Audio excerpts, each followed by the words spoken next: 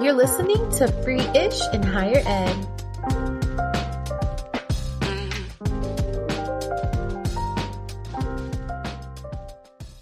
Welcome back to Free-ish in Higher Ed. I'm your host, Chelsea, and today's guest is someone who truly embodies the spirit of resilience, transformation, and purpose. Dr. Lozupone is the founder of Wishful, a consulting firm that helps people and organizations awaken their potential and turn big visions into bold results. She's also the director of student affairs at Montgomery College, where she leads work centered on equity and student success, especially for those who've been historically marginalized. Dr. Jabet, I want to thank you so much for taking time to be here today. And to get started, can you just introduce yourself so listeners can get a sense of who you are and the work that you're doing? I'm really happy to be here and talking with you, and I'm really proud of what you're doing with this podcast. So for the listeners out there, I am Jabet Lozupone. I studied at Hood College in Frederick, Maryland. I started back in the day when it was an all-women's institution, and I got my undergraduate degree in communications as well as Hispanic American history and literature. I fell in love with the institution. I ultimately went back and I did my MBA in finance and marketing. And then they added a doctoral program and I was down for it. So I ended up returning for a third time. I am a triple blazer and did my Wow. doctorate in organizational leadership. And along that journey, I found myself working all sorts of odd end jobs and eventually landed in higher ed. I had no idea that that is what I wanted to do, but as soon as I got my first job in higher education, actually at Montgomery College, where I had taken classes as a youth, I fell in love and I knew that I was doing what I was meant to be doing insofar as the industry of higher ed itself. I love education. And it's been a wonderful journey. I've had a career in higher ed over 20 years. I cannot believe it. I don't know where the time has gone.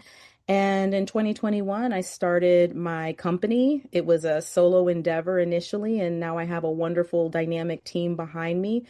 And I would say the through line through all of that work is that because of the various experiences I had in my youth as well as in my adulthood, a lot of it focuses on those who are underserved, Mm. those who are unseen, those who have been minoritized, marginalized, under-resourced, who are living real lives, dealing with real struggles.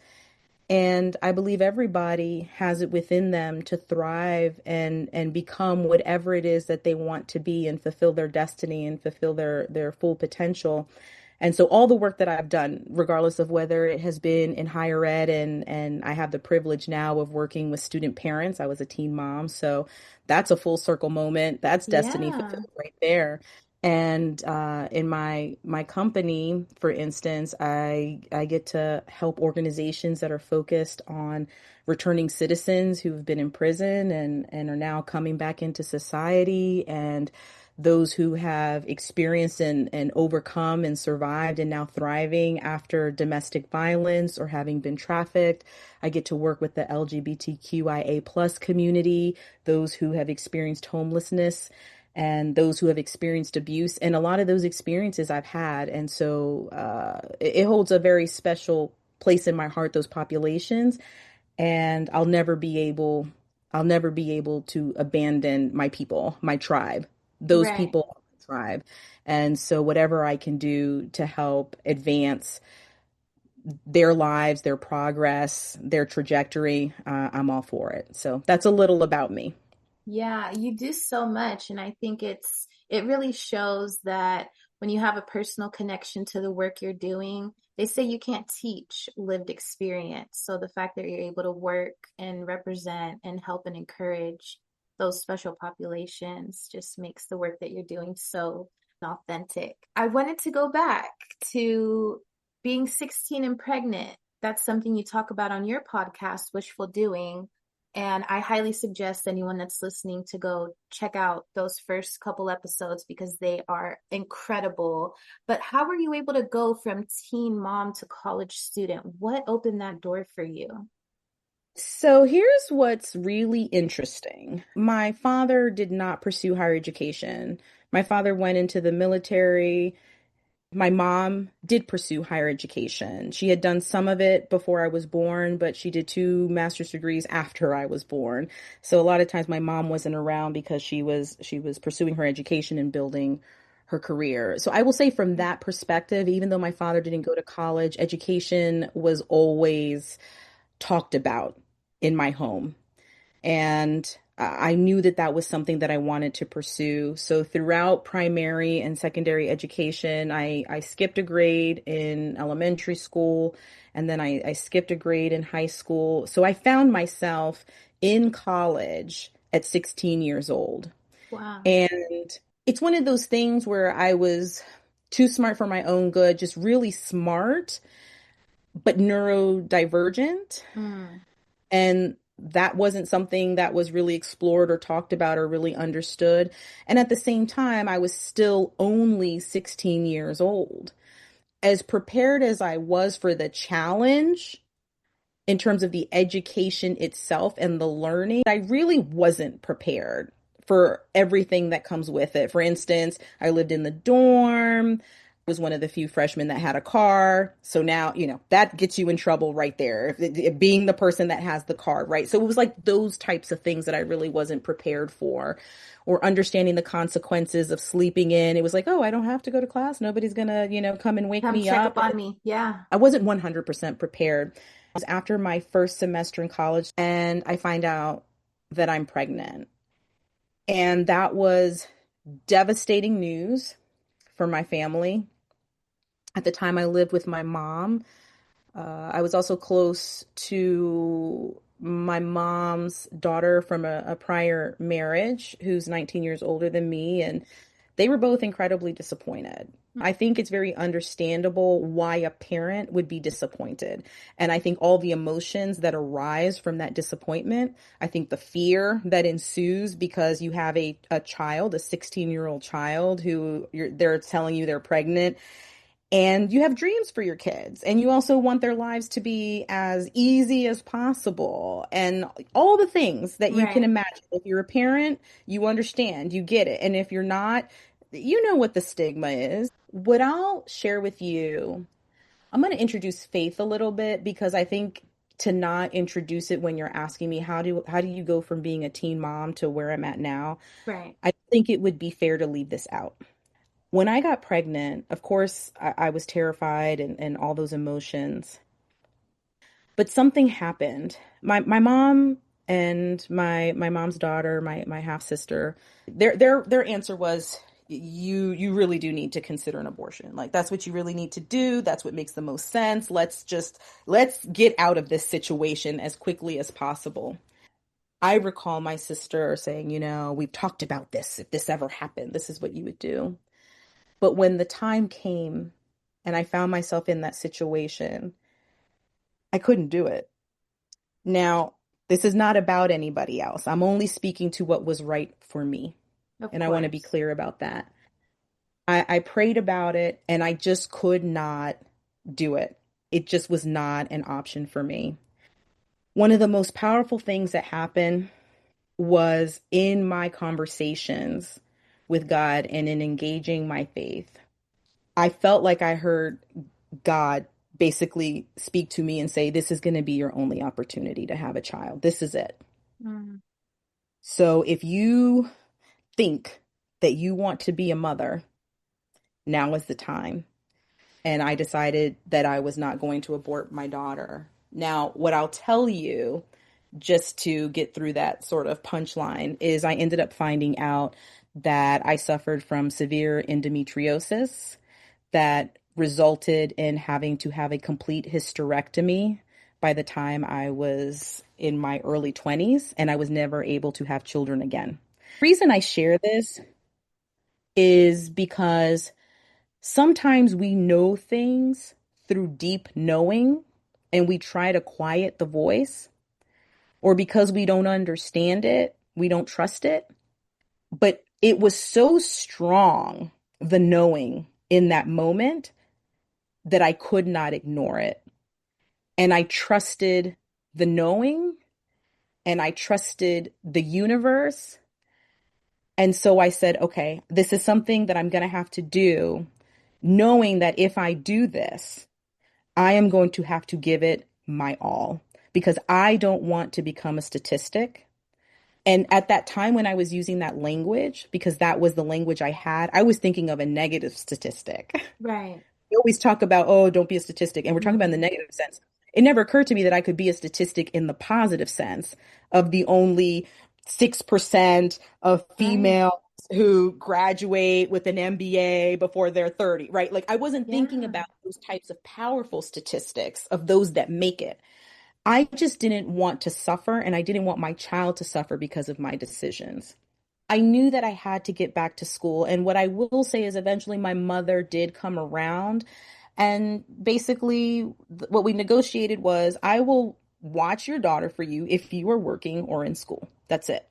You want to go hang out with your friends? Figure it out. Right. You want to go party? Figure it out. But I will only watch her if you are working or in school. Higher ed for me was never choice. I was always college bound. My goals did not change after I became a mom. I just became more incentivized. And that was hard because initially I really didn't have the support. So you have to imagine, I tell people this, and I don't know if they can truly understand how it feels or the pain that comes or the suffering or the loneliness that comes from during this time. This is, I mean, we're talking almost 30 years ago. It was a different time where people look at you and make faces. Mm. You know that people think you have made a mistake and that you're ruining your life. The way for me to really describe it is I say, I will never ever know what it is like for somebody to be happy for me that I was pregnant, that I was bringing a life into the world. Nobody was happy for me. It wasn't celebrated. There was no celebration. Right. There were dirty looks. There were people that had no problem saying what was on their mind about me being a kid, having a kid. So I had my mom to a certain degree, right? She came around and like a handful of people. I think about Dean Olivia White at Hood College, who basically told me, when I went back after that first semester, I'm like, I'm pregnant. She was like, well, you're not going to become a victim of your circumstances. I'm going to tell you that right now. So there were high expectations for your girl. Right. Yeah. There were high expectations, like, yeah, okay, so you're having a baby. And ultimately what she was conveying was just because you have a child doesn't mean your dreams die. Just because you have a child doesn't mean your goals go bye-bye. Right. And she really was the first external support person outside of my mom who encouraged me, who enabled me to believe that it was possible to thrive and to succeed and still pursue and complete my education. The other story I always like to tell, and I feel so terrible. I've tried doing the research to find this professor's name. I can't find their name. If she's listening, I hope she knows how she really changed my life. But I gave birth to my daughter in the middle of the fall semester. It was September. I let her know. I said, listen, I'm pregnant. The baby's due like in the coming weeks. It's really important to me that I really do well in this class. So I had left Hood and I started taking classes at the local community college, which happened to be Montgomery College. Montgomery. Okay. Yep, Montgomery College. And this business professor, so I gave birth. I missed, probably like 1 week of classes, and I would leave during the break because I was taking once a week classes at night because I was working during the day full time. The class was like from 6 to 9 p.m. It was that sort of thing. And you would get maybe like a 20-minute break. And I would drive home. I would nurse my daughter and then I would come back to class, but I'd often be late. And I told my professor, listen, I'm late because I have to go home. I have to nurse my daughter. And she goes, well, why don't you just bring your daughter to class with you? Oh. And I was like, really? She's like, yeah, just bring your daughter to class. You can sit in the back, nurse her in the back of the classroom. If she starts crying or whatever, you can step out, no big deal, but I don't want you missing class. So just bring her. And, talk about being ahead of her time. For the first time, I really started to feel it because things start to pile on. It feels like everybody and everything is against you. And that was really one of the first times where I felt like, wow, I'm seen Mm. And she's actually trying to help me. Like she wants me to be successful. Right. I wasn't being penalized, I was being accommodated. I was being helped along. And I do not know her name. I feel so terrible. It's somebody that was so important in my trajectory, and I don't know her name, but I am forever grateful. And yeah, and so, I kept working. I was doing whatever kind of jobs I needed to do along that process. There's plenty of adversity. I have suffered various types of abuse in my youth, sexual abuse. I've suffered domestic abuse. I've been homeless, eating and feeding my daughter out of trash cans, done all kinds of working 4 and 5 jobs at the same time to make ends meet. Really, I think one of the fortunate things that happened was that I met who is my husband today. He adopted our daughter, and he has really been one of the greatest supports and has really helped to encourage me in my life, in my career, in my education, and all the endeavors that I've pursued. But I'll never forget getting that first job at Montgomery College. And when I started, I was an administrative aide. All I cared about at that time, from all the other jobs I've been doing, I was like, listen, I just want a job where I get to sit down. I'm not standing up all day, where on the holidays I'm off so I can spend them with my daughter, where I get to spend the weekends with my daughter. I get to go home at 5 p.m. and have dinner with my family and my daughter. Right. Yeah. And all the things that I thought I was going to do really just didn't pan out. And so there were so many different experiences that I just felt like, what is going on? And you're just going through adversity, experiencing adversity, and you're going, when is this all gonna make sense? And Right. what's crazy is going through all the jobs that weren't for me. I had to go through what I didn't like to find what I liked. Hmm.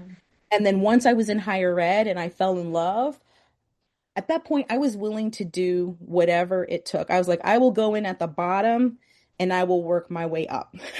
Right. I'll do whatever it takes. I'm very disciplined. I wasn't always very patient, but I am patient now, a lot more patient. I am a hard worker. I am persistent. And if I can will something into existence, I will. I remember hearing an actor say one time, like, I will die on the treadmill. If we're on the treadmill, I'm not going to stop running. I will die on the treadmill because I will not stop. And I don't know that that's a good thing or a bad thing, but I actually talk about it on one of the episodes of my own podcast where I talk about that pressure, especially being a Black and Latina female, but especially in the Black community, where you're raised with that, you have to be 10 times smarter, 10 times faster, 10 times this in order to Right. be considered. And so I had a lot of that drilled into me as well. And I was very fortunate that I was able to climb that career ladder. I'm very grateful to my career at Montgomery College. Who knew that my work today would be student parents? Right. Students who are fathering and mothering, who are pursuing their education.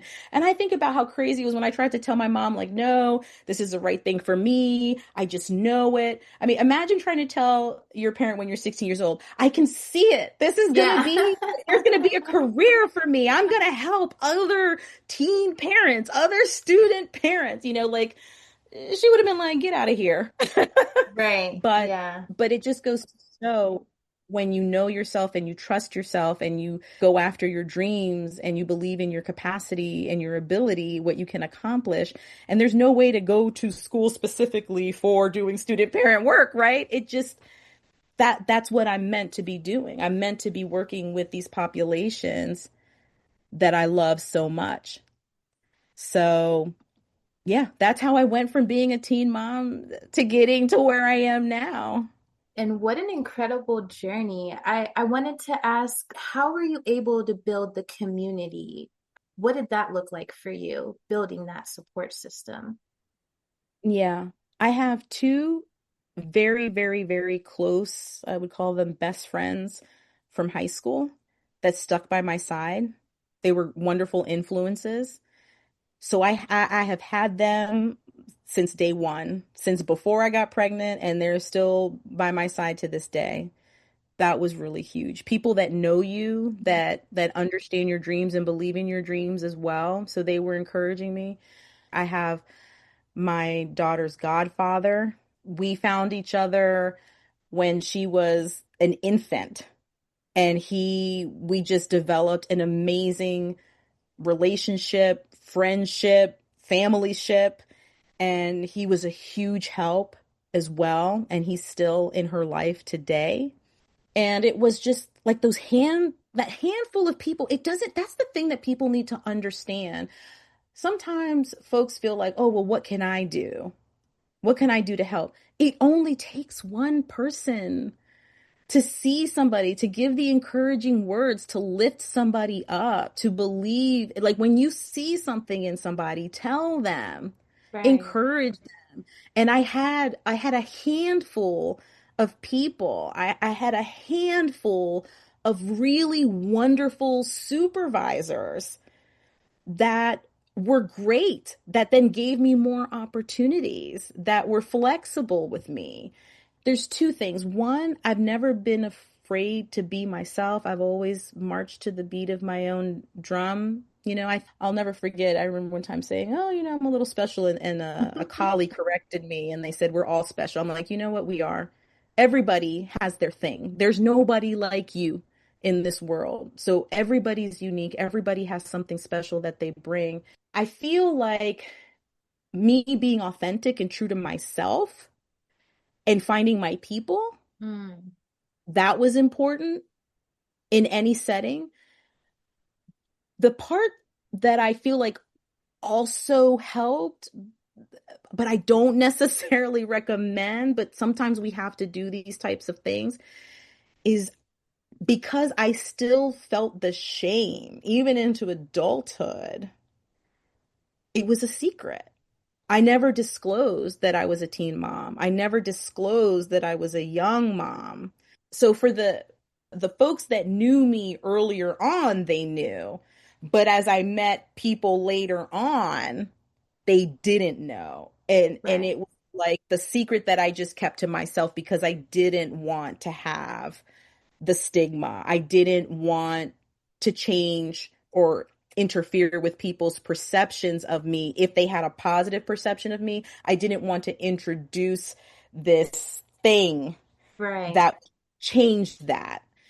And sometimes you need to get far enough away from something to heal from it, or to be even to begin healing from it, before you can really begin to talk about it, before you can really begin to lose the shame.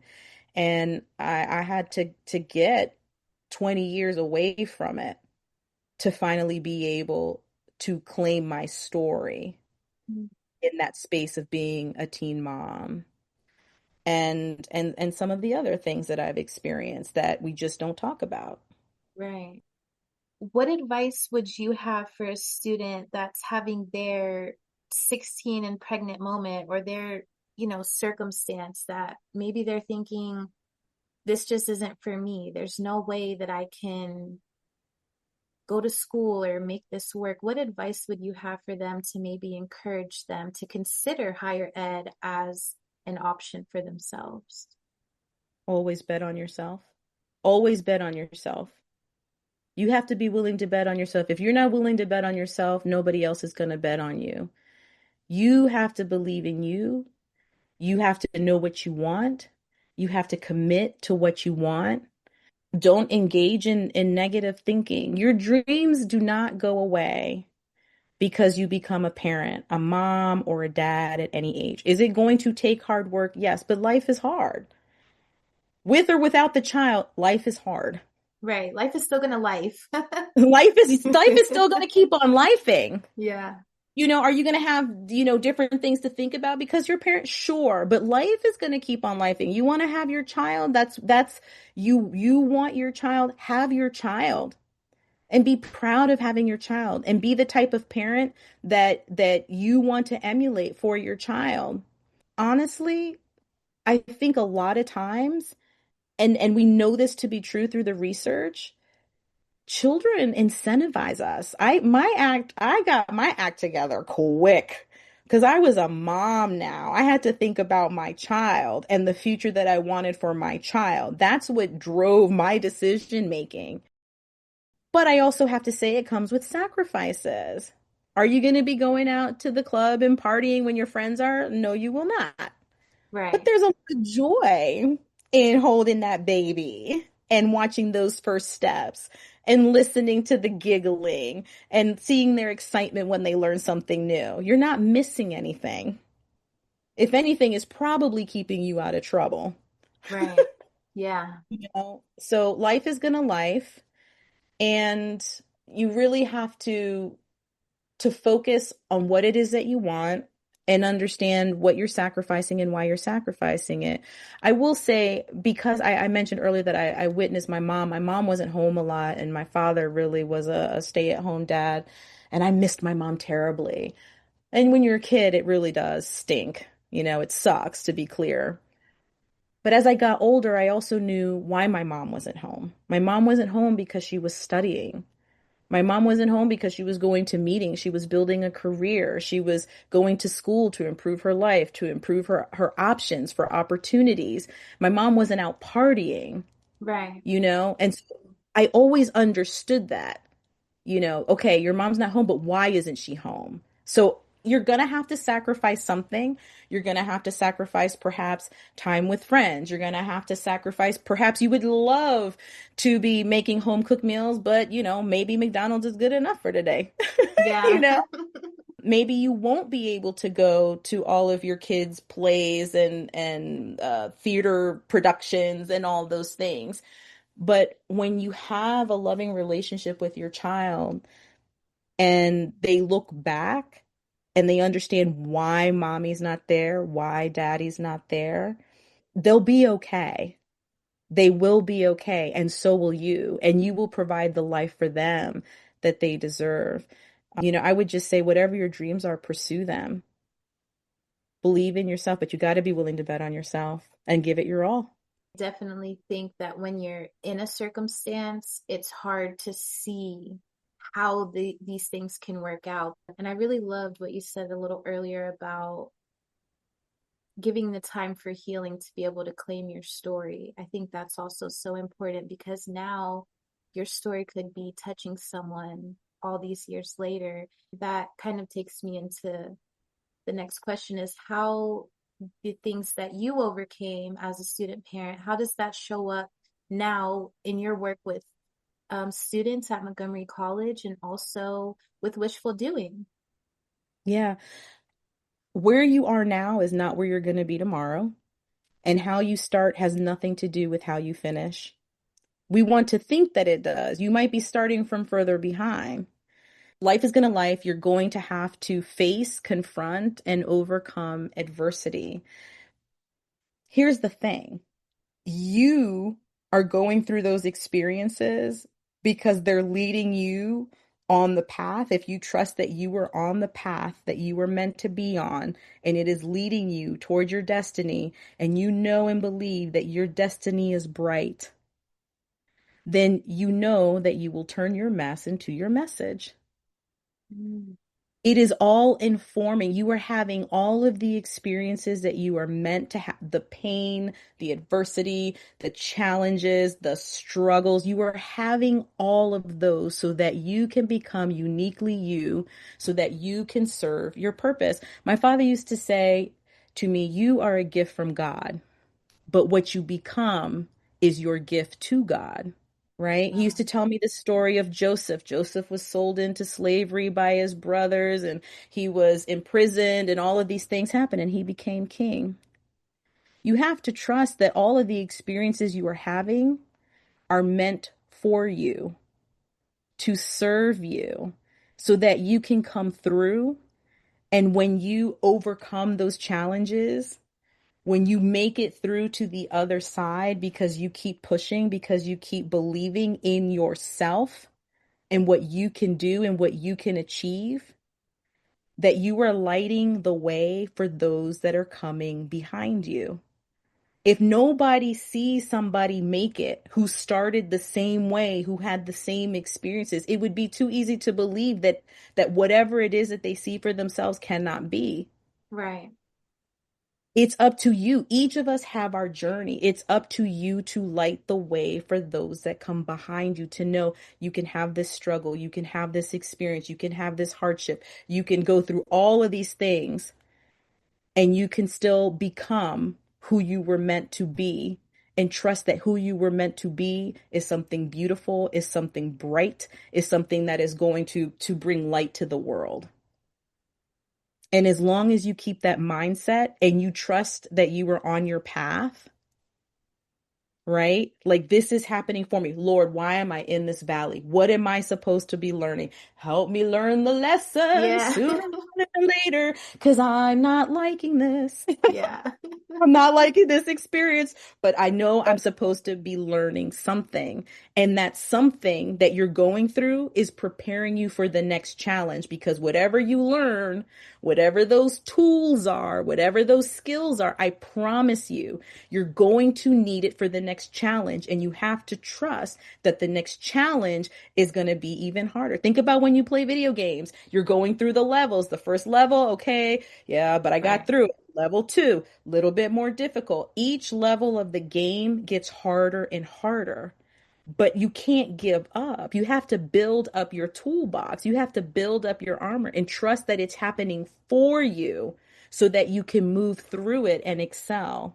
And that's why I do the work that I do. That's why I do the work with the students that I do. That's why I do the work with the organizations and the individuals that I do through Wishful Doing. There's too many people out here that I think feel like they're not being seen, that aren't getting the love and the respect and the attention and the help and the support that they need, because we all fall on hard times. And depending on the life we've led, depending on how we started out, we're all starting out at different places. We all have different constitutions, but we can all make it. We can all make it. There's enough for everybody. I wanted to vouch for what you were saying because I've oftentimes gone through situations and I will literally say why. And when I started to shift my perspective into things are learning experiences, even though this is painful, growth is painful, change can be hard, and being able to go through some of the challenging things that I have personally overcome has led me to become resilient. And I wouldn't have been able to build that up without adversity, without challenges. With now, I'm like, okay, a barrier's coming. I'm like, oh, That's it. I'm ready for the final boss. Like, when you're talking about the video game levels, okay, is it final boss time yet? Because Yeah. my Yeah. skills have been built now. That's it. That's it. You have to be grateful, and you have to trust that the reason you're being handed that challenge is because you're being gifted the adversity that you need in order to have the tool and the skill set that you need for the next thing. And this too shall pass. The adversity passes, but so do the good times. So you have to be grateful when you're in that space of the good times, because it's not going to last. It doesn't mean that the other shoe's going to drop, but there's a time for ease, right? Mhm. Think about when you get in the waters and the waters are still, and there's a time when the waves start crashing. And so you have to know that after the waves crashing, the still waters are coming. You have to know that when you're in the still waters, eventually the waves will start to crash again. So, it's all cyclical, but it's also mindset, like you said. Yeah. Well, as we wrap things up, I just wanted to ask if there was any other words of encouragement or anything else you wanted to leave with our listeners today. What I Hmm. would say is you really have to learn to trust yourself. You have to learn to trust yourself. And in order to learn to trust yourself, you have to believe yourself. If somehow, through deep, deep knowing, you know that you were meant for more, you know that there is something that you want to become or something you want to achieve.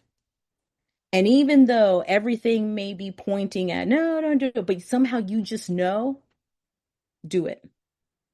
Believe yourself, trust yourself, and bet on yourself. Even when everybody else is saying, no, no, no, because they're not you. They're not you. They don't really truly know what you're capable of. Only you can really know what you're capable of. Don't let naysayers get in your way. Don't let them become obstacles. Don't share your dreams and your aspirations too soon or prematurely because people will try and derail you.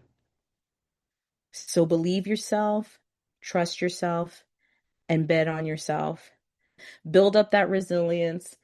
Believe in yourself. Keep doing what it is that you know in your heart that you were meant to do, or that you're capable of doing. And somehow it does all work itself out. I really love that advice. And for my listeners, I will have all the links for you to be able to connect with Dr. Jabet in the episode description. And I really highly encourage you all to check out her podcast, Wishful Doing. And I wanted to thank you again, Dr. Jabet, for taking time to be here and lend your voice to my passion project. It's been such a wonderful conversation, and I'm really honored that you joined us today as a guest. Thank you so much, Chelsea. I love this, and congratulations to you. And I hope your listeners know how lucky they are to have you out here doing this and providing these stories. So congratulations. Thank you so much.